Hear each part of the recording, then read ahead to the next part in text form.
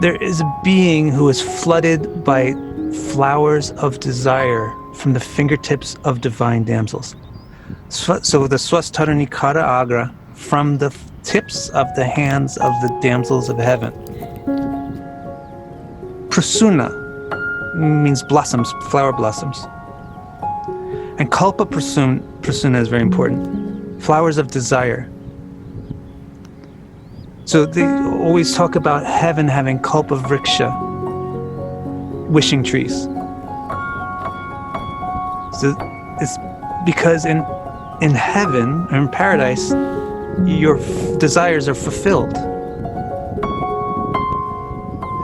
So these heavenly damsels are using flowers from the tree of wishes, the tree of desires, to put on this being. But not just to put on him, this being, they're flooding him with these flowers. So this is a really interesting thing. This being is having all desires fulfilled. Like all desires completely fulfilled in such a beautiful way. So this being exists in nirvana with nirvyakula. These are like very, so it's saying this is we're talking about the Upanishadic reality here. We're talking about Brahman, the supreme being whose existence is without effort. It's not produced by anything else. Whose being is without distress, has no avidya, makes no mistakes. First of all, the being has all these beautiful damsels flooding him with flowers of desire. Then has a flute, and the flute is producing this sound. The sound of the flute makes nirvana nirvyakula. The sound of the flute gets rid of all anxiety and makes everything effortless. So it's actually said that Krishna fulfills his desires primarily through his flute. But by playing the music through his flute is the primary way that he gets things done. He makes everybody happy.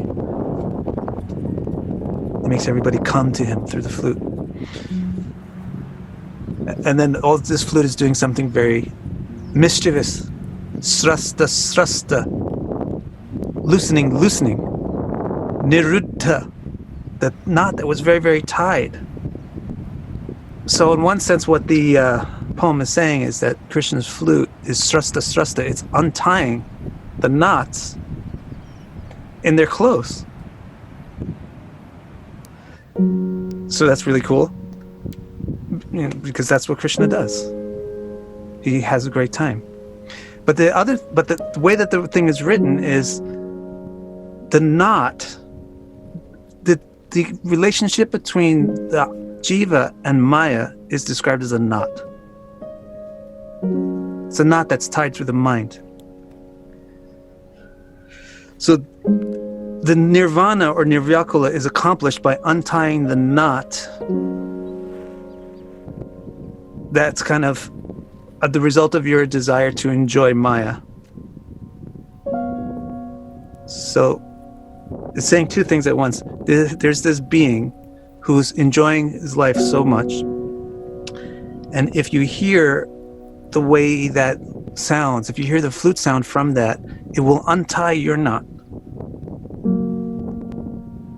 And then you'll want to participate in this. So here the author identifies that these heavenly damsels are the Gopis. And there's hundreds of them. Sahasra means thousands. There's thousands of them. So I often think of this verse when people think, my relationship with Krishna is just me and Krishna. I think there's some ignorance involved in that as well, because actually there's thousands of beings participating with Krishna at the same time. And how are you even going to find Krishna? Krishna is covered by thousands of other fantastic beings who are expert in providing him the experience that he wants. How are you going to get there? How are you going to get to the bottom of this, all these flowers and all these damsels that are surrounding Krishna, unless you become one of them? So in order to experience Krishna as Bhagavan, you can't still be who you are right now. Your whole ego has to change. Your whole sense of self-identity has to change. And as a result of it changing, you would be swastaruni, a heavenly damsel. You would become a heavenly damsel with these flowers of desire fulfillment. So really, the real way to approach Krishna is to approach these gopis.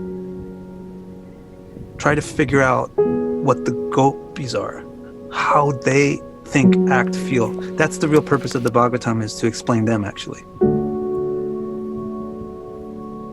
So he's the womb of everything that exists, yet Kishore means like a teenager.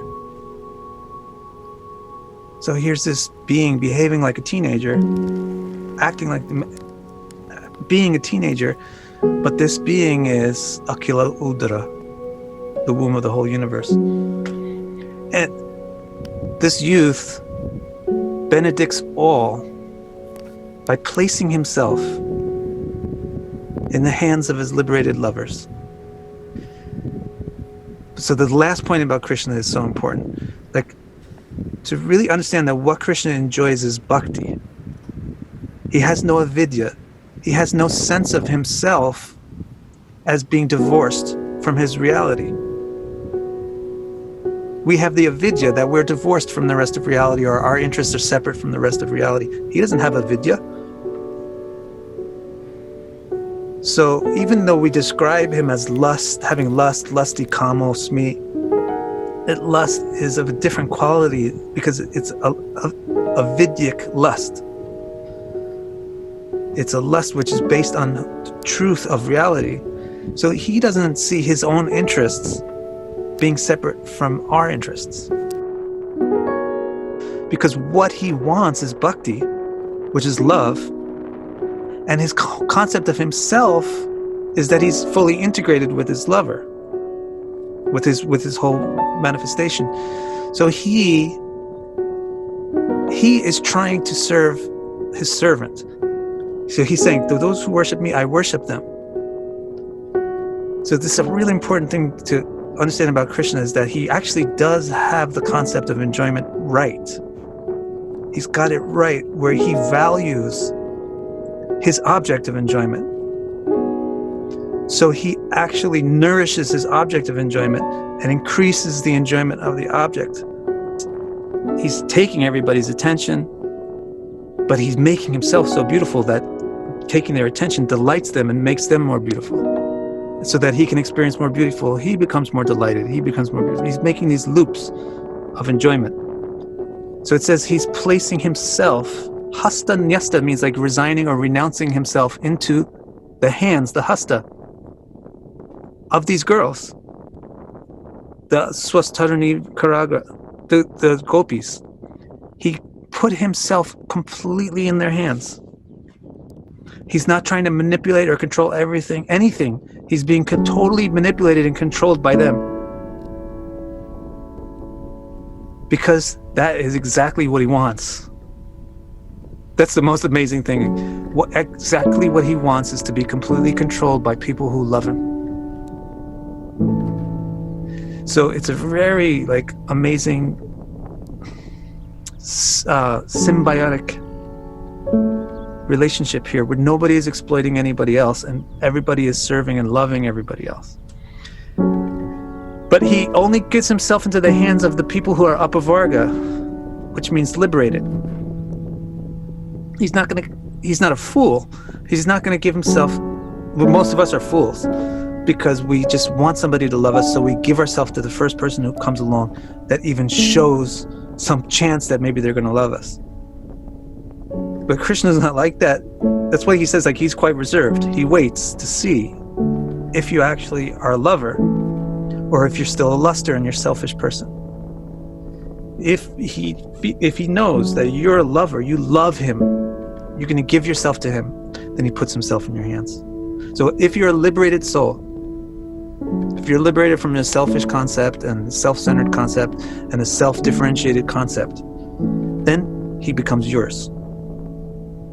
But if you're not, he's not going to go chase you. So hasta nyasta nata pavarga akilodaram. Udara also means kind.